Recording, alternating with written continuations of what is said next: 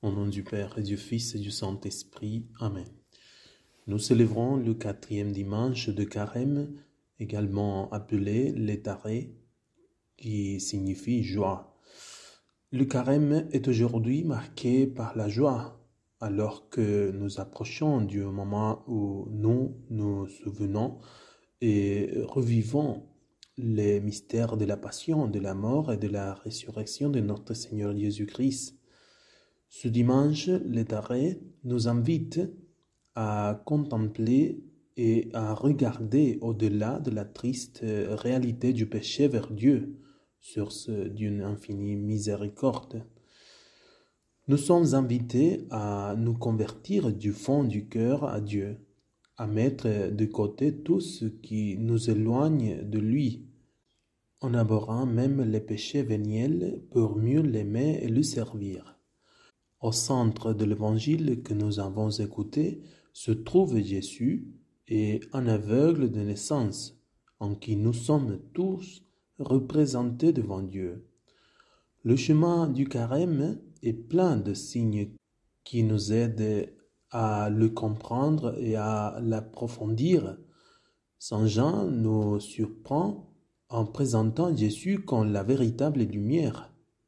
Il le fait à travers un récit vivant et contrasté, où les simples découvrent la lumière et les sages sont laissés dans les ténèbres. Ce sont les signes qui montrent le chemin à tout croyant qui cherche à trouver le Christ et à illuminer sa vie.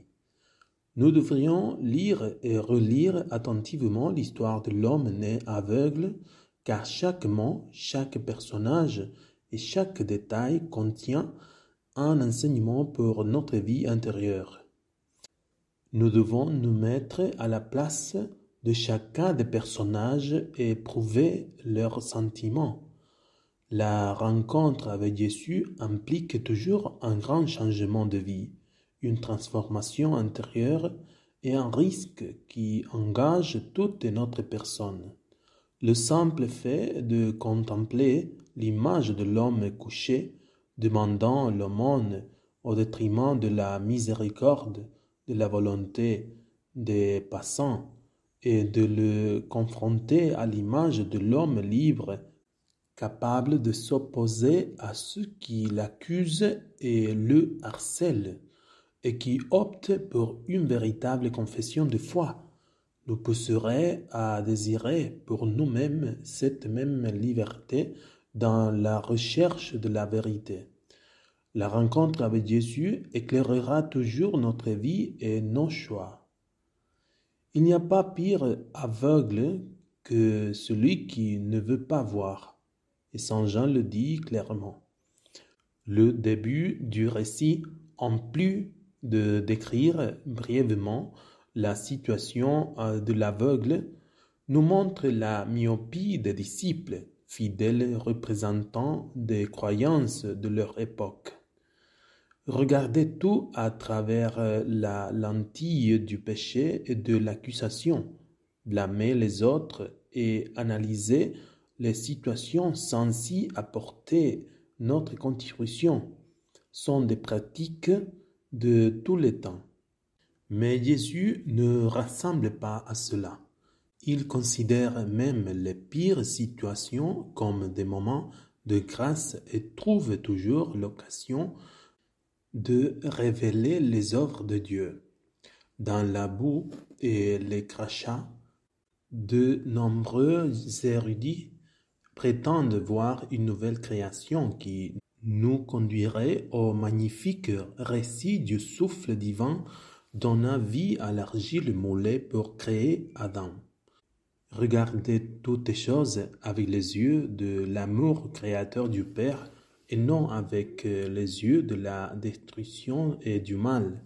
Regardez chaque jour comme un don du Dieu de la vie et comme une occasion de poursuivre sa création.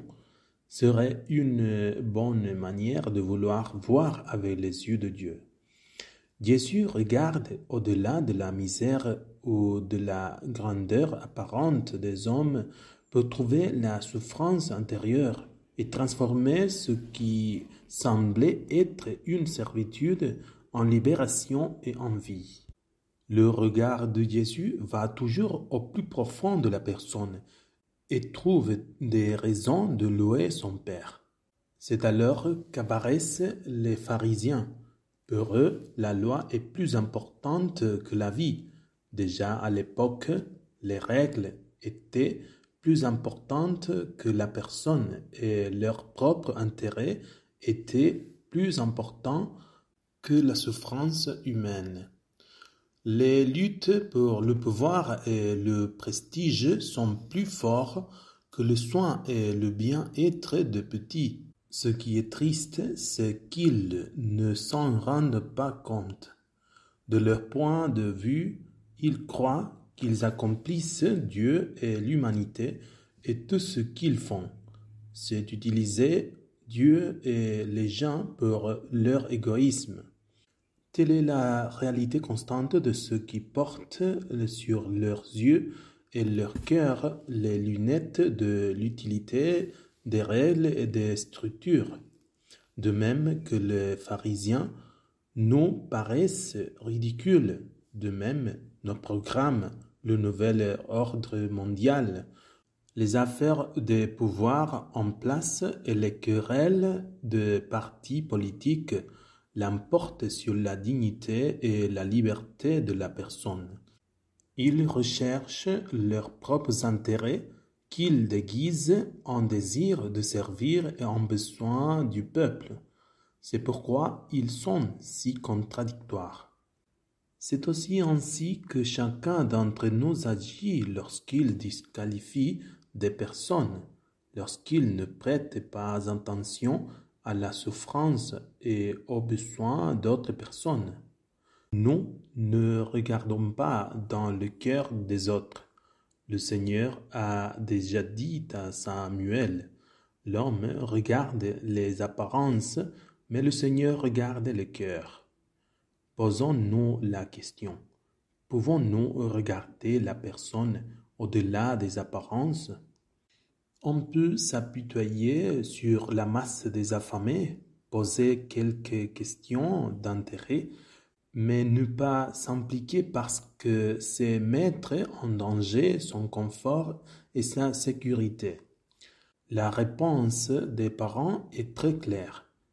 Ils se disent conscients du problème, mais s'en lavent les mains. Demandez-lui, il est assez grand et il répondra de lui-même. C'est peut-être le miroir de beaucoup d'entre nous qui dénoncent l'injustice et le mensonge, mais qui ne veulent pas affronter les conséquences dans leur vie personnelle et les risques que leur dénonciation comporte. Il est facile de se plaindre de la violence et de fermer les yeux sur elle. Il est encore plus prestigieux de parler de la pauvreté et de la misère, mais si cela ne nous conduit pas à prendre notre place parmi les pauvres, cela reste de la démagogie. Il est sage de parler de Dieu, mais il est compromettant de regarder les critères de Dieu.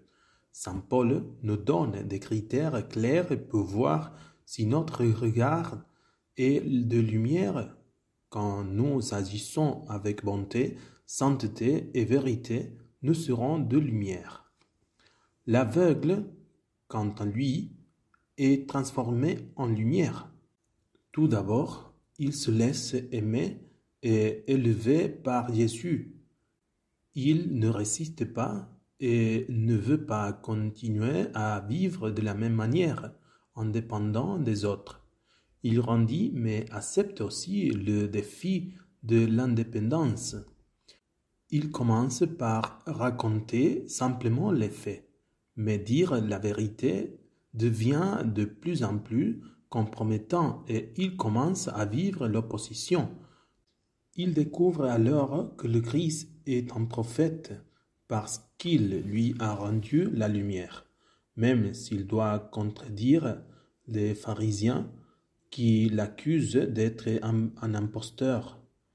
Puis il est expulsé mais retrouve la liberté. Et il arrive enfin à une pleine rencontre avec Jésus, non seulement avec le guérisseur, non seulement avec le prophète, mais avec le Fils de l'homme qui dialogue avec lui, qui lui donne une lumière nouvelle, la lumière de la foi. Et il s'exclame avec jubilation, « Je crois, Seigneur ». C'est le chemin qui mène des ténèbres à la lumière. Dieu regarde et de la pensée avec des critères humains au regard et à la pensée avec les critères de Jésus. Examinons-nous pendant ce carême avec quels yeux regardons-nous le monde, avec quels critères agissons-nous, comment avons-nous suivi Jésus. Le chemin de la découverte de Jésus est dynamique. Il ne s'arrête pas. Chaque jour, nous devons illuminer nos cœurs avec la lumière de son amour et chaque jour, nous devons confronter nos actions avec ces critères. Que la Vierge qui a d'abord accueilli Jésus, la lumière du monde, nous obtienne la grâce d'accueillir à nouveau, au cours de ce carême, la lumière de la foi, en redécouvrant ce don inestimable que nous avons reçu le jour de notre baptême, et que cette nouvelle lumière nous transforme dans nos attitudes et nos actions, afin que nous soyons de véritables enfants de lumière, éclaire les ténèbres de ce monde qui s'oppose de plus en plus aux critères de Dieu. Je termine par une prière de Saint Jean-Paul II au Père Céleste. Merci Père pour ton Fils Jésus qui illumine toute notre vie. Conduis-nous sur le chemin de la lumière afin que, laissant derrière nous notre cécité congénitale, nous puissions accueillir la vérité du Christ et marcher comme des enfants de lumière. Amen.